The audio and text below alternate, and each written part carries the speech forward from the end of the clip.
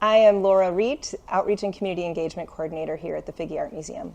And my name is Anne McGlynn. I'm the Executive Director of Tapestry Farms. We're a nonprofit urban farm system that invests in refugees who now live in the Quad Cities.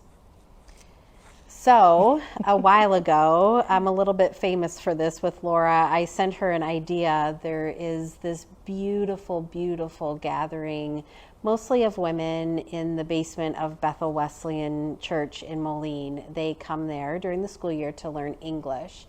And the people who work or volunteer there had heard and had noticed that the women had extraordinary needlework and sewing capacities.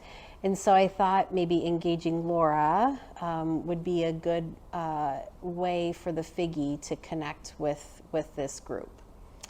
Yeah, so we started, I contacted the director of the group. Her name is Kathy Wybera. She's at Bethel Wesleyan Church, and I said, let's just get started for me to get to know who these individuals are. So I did just one of our typical outreach sessions with the group, and we had a lot of fun that day.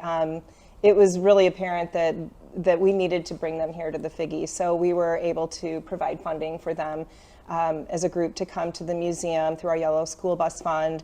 And when they were here, we started with the sporting fashion exhibit, and oh my, I mean, the absorption, yet this was all the history of fashion in women's sports, and it was, often mostly American fashion, and so it was just this excitement of just seeing beautifully crafted works. I mean, the women themselves, when they were here, several of them were wearing garments that they had actually made and put details on. I mean, it didn't seem like anybody was even would really be able to do that by hand, but they could relate with the beauty and really felt so empowered by us acknowledging that as an art form. So I thought that was just a really, just watching from afar, just a universal moment where it didn't really matter about language, right? It was more about that connection they were making themselves with the pieces.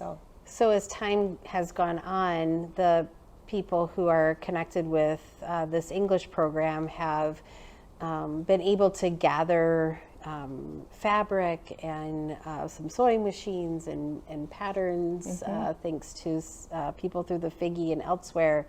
And just watching the women be able to connect again with creating their own clothing has provided such comfort and joy to them while they adjust to this completely unfamiliar culture. And so I know that the acknowledgement that what they do is art, and being able to come to the Figge to see that this beautiful museum also acknowledges clothing as art, was really validating for them. Yeah, dreams for the future. Wouldn't it be great to be able to have, textile making classes here, maybe led by them, there's just so many great possibilities. And, if you don't look at those opportunities as real possibilities, we wouldn't grow like we do. So I'm excited, and maybe the Figge will be there. Yeah, that would be great. Yeah.